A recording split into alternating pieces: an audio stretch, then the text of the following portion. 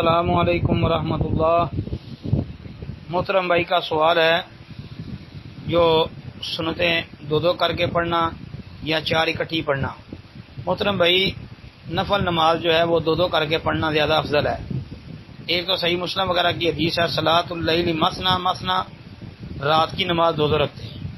ایک اور حدیث ہے اس کے اندر آتا ہے صلاۃ اللیل والنہار مثنا مثنا، رات اور دن کی نفل نماز جو ہے وہ دو رکھتے ہیں، یعنی نفل نماز جو ہے وہ دو رکھتے ہیں، یہ زیادہ افضل اور بہتر ہے۔